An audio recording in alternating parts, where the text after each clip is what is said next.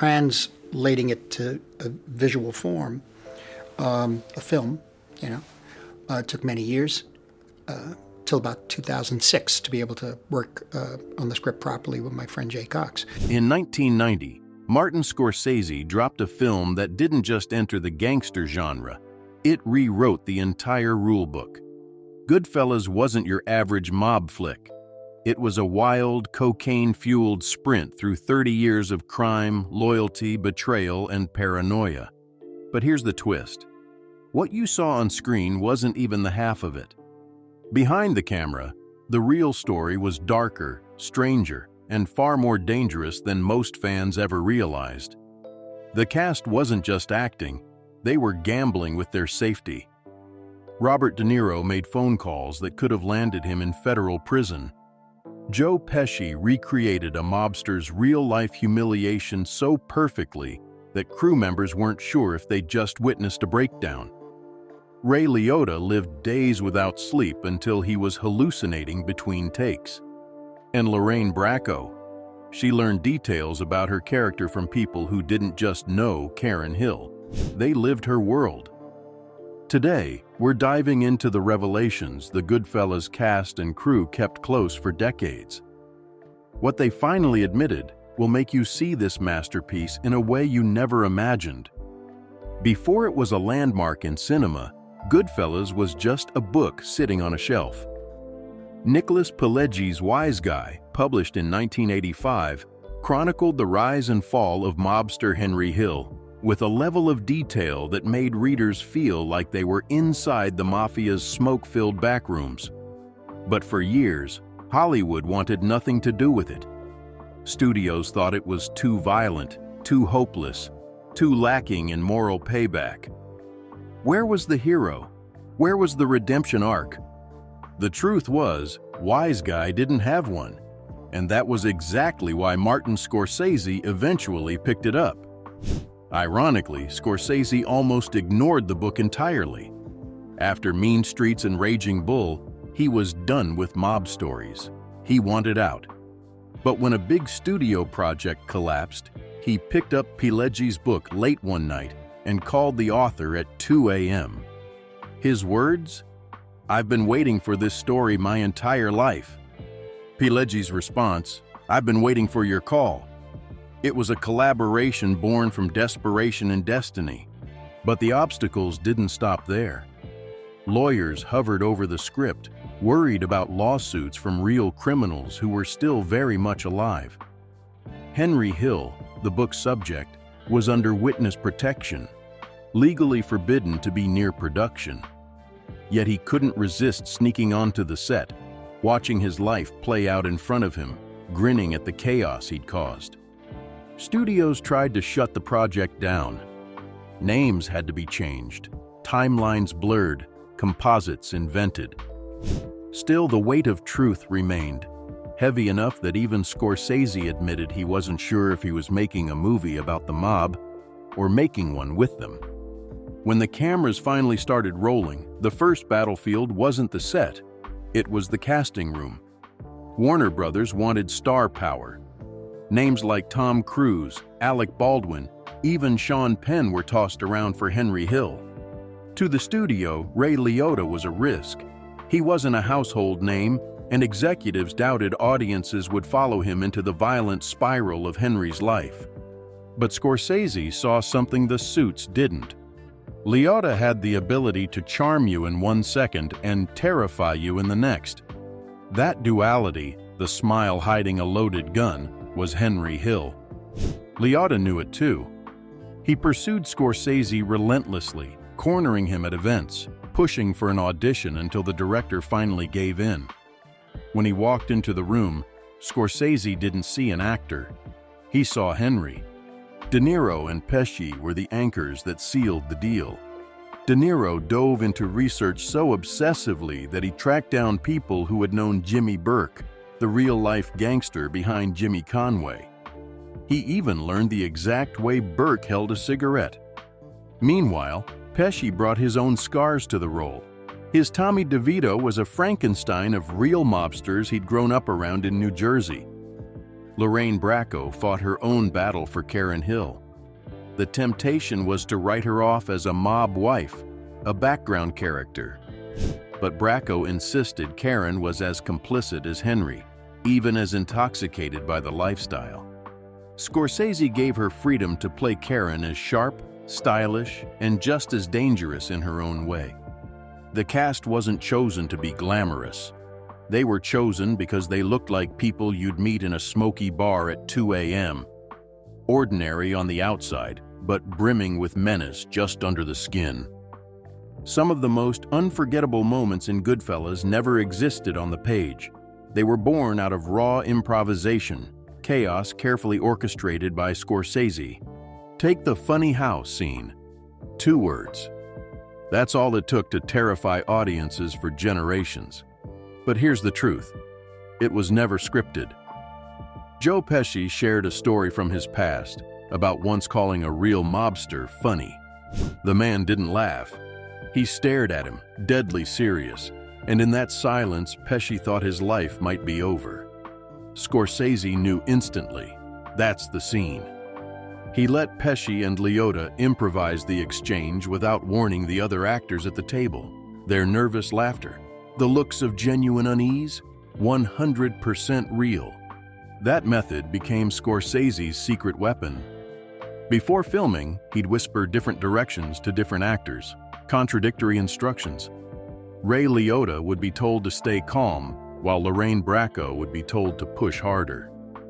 When the cameras rolled, tension erupted naturally. The confusion, the sparks, the unsteady energy, that was the movie's heartbeat. Even violence was fair game for improvisation. When Pesci pistol-whipped the restaurant owner, the choreography went out the window. One take, raw, vicious. The cast's reactions weren't rehearsed, they were pure shock. Crew members struggled to keep up. Continuity was a nightmare. Every line, every gesture shifted with each take. And then came the cocaine-fueled final act, Henry's last paranoid day of freedom. Scorsese outlined it, but never scripted it fully. The helicopter, the frenzied pace, the racing thoughts, it was all shot in fragments, stitched together in editing. Liotta pushed himself to the edge, going without sleep for days to capture Henry's unraveling. By the time cameras stopped, he was hallucinating. The result? A film that felt alive, unpredictable, dangerous, and more real than reality itself. As authentic as Goodfellas looked on screen, the truth is that authenticity sometimes walked straight onto the set. And it wasn't coming from the script. Crew members remember shadowy figures slipping into filming locations, men who weren't on payroll, weren't security, and certainly weren't actors. They didn't announce themselves. They didn't have to. They'd watch quietly from the sidelines, nodding at scenes, sometimes even offering unsolicited corrections. One visitor told Ray Liotta, Henry twitched with his left hand, not his right. Then he walked away. When Liotta asked who he was, no one seemed to know. These weren't accidents. Word had spread that Hollywood was making a movie about real men, some of whom were still alive and walking free. And when the mob takes an interest, you don't turn them away. Scorsese later admitted that while FBI advisors offered technical expertise, some of the most specific details came from people who weren't wearing badges. Costumes, jewelry, even the way money was counted, everything got scrutinized. A pinky ring was the wrong shape, changed. A suit color too flashy, replaced. The line between consultation and intimidation blurred quickly. The most chilling moment came at the premiere. Several real-life figures, thinly disguised in the script with changed names, showed up. The actors didn't know until afterward. De Niro recalled someone slipping him a note that simply read, "You got it right," compliment or warning. No one could say. What is clear is that Goodfellas wasn't just a movie about the mob. At times, it felt like the mob itself was holding the camera, making sure the story played out exactly the way they remembered it. Every gangster movie before Goodfellas showed you the underworld. Scorsese wanted you to feel it, its rush, its paranoia, its inevitability. To do that, he and his crew rewrote the language of cinema. Take the Copacabana tracking shot. A single, unbroken glide through the kitchen, down stairwells, past crowded corridors, and into the club. 3 minutes, no cuts. Why? Because Henry Hill wasn't just walking into a nightclub, he was walking into power itself.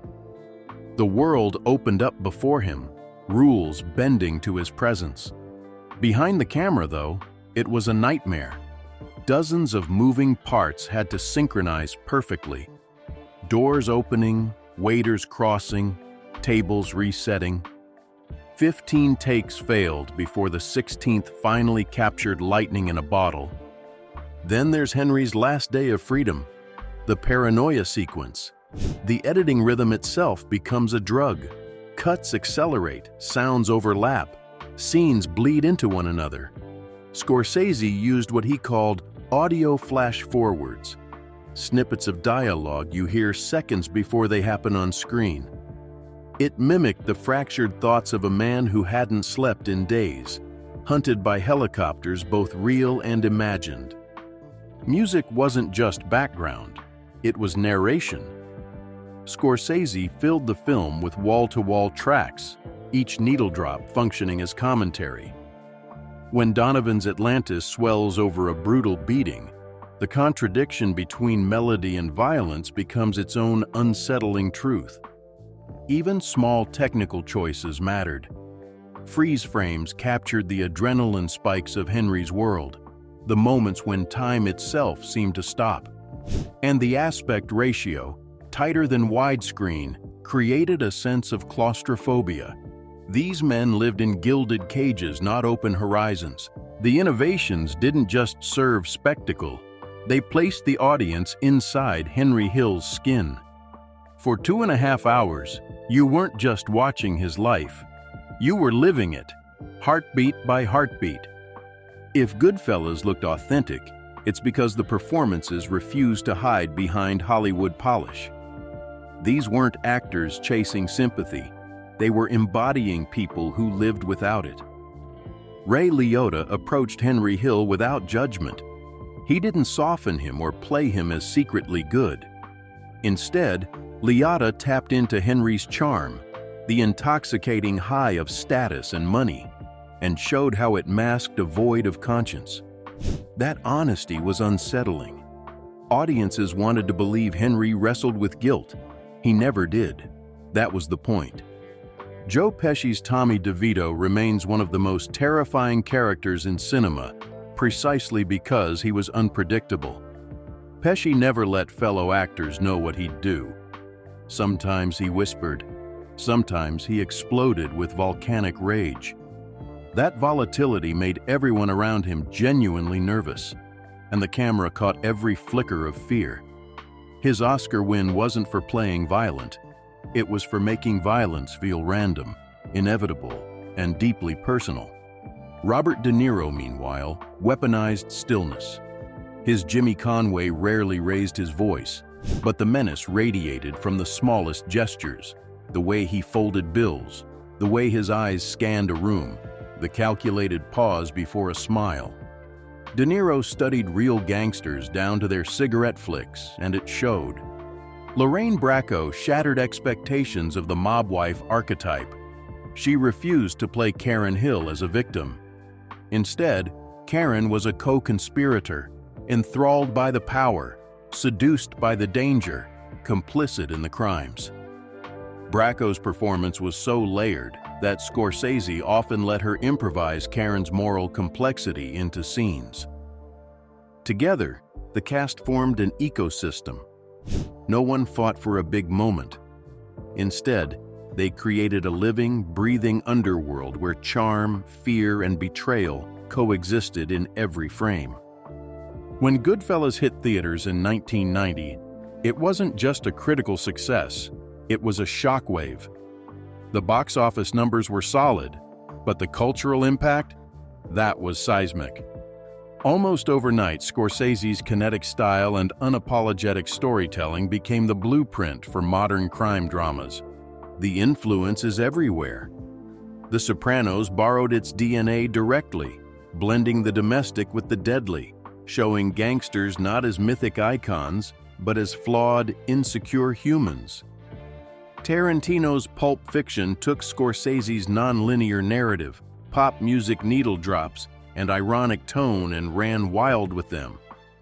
Even prestige TV of the 2000s, shows like Breaking Bad or Mad Men, owe a debt to Goodfellas for proving audiences would follow deeply flawed anti-heroes. But with influence came misinterpretation. Scorsese designed the film as a cautionary tale, the glamour and the horror inseparable. Yet many viewers walked out remembering only the excitement, the suits, the cars, the swagger. Scorsese himself admitted that it unnerved him. He wasn't glorifying Henry Hill's life. He was exposing its emptiness.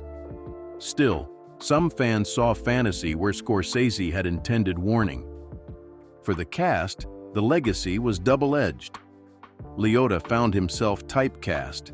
Pesci couldn't escape Tommy's shadow, and Bracco was offered endless mob wife roles stripped of Karen's complexity. But they all knew they had been part of something that changed cinema forever. 30 years later, Goodfellas doesn't feel like a relic. It feels alive, dangerous, and modern, as if Henry Hill could step out of witness protection tomorrow and pick up right where he left off. That's the mark of a masterpiece. Even after decades of rewatching, Goodfellas hides secrets most fans never notice. These aren't the headline stories, the gunshots, the betrayals, but the quiet details that give the film its uncanny authenticity. Watch closely, and you'll see De Niro's Jimmy Conway never touches food with his hands. Always a fork, always deliberate. That wasn't in the script. It was a detail De Niro absorbed from the real Jimmy Burke, a man who demanded control even over the smallest gestures. Liotta, meanwhile, built Henry Hill from the inside out. Notice how Henry's laugh changes. In the early scenes, it's free and unguarded. By the final act, the laugh is tight, strained, a nervous tick that betrays paranoia. Few actors would commit to altering something so small, but it's what makes Henry feel human. Bracco fought to make Karen more than an accessory. Look at the jewelry, the nails, the way she moves in high society scenes. Every choice was intentional. Karen is learning the mob's codes, absorbing them until she's fluent. And then there's Scorsese's editing trickery. Freeze frames aren't just style, they mirror the adrenaline spikes in Henry's brain, the moments when time itself seems to stall. Most audiences feel it without realizing why. It's these hidden layers, micro-truths invisible to casual eyes, that keep Goodfellas endlessly rewatchable. Every time you look closer, another secret surfaces. And that's the truth hiding behind Goodfellas, a film that didn't just capture the mob, but let the mob itself seep into Hollywood. From improvised terror to real gangsters watching in the shadows, this was filmmaking on a knife's edge. That's why, decades later, it still feels raw, dangerous, and alive. So the next time you watch Goodfellas, remember, you're not just seeing a movie, you're seeing a world that nearly bled into reality. If this deep dive shook up what you thought you knew, hit like, subscribe, and tell us what scene keeps you coming back.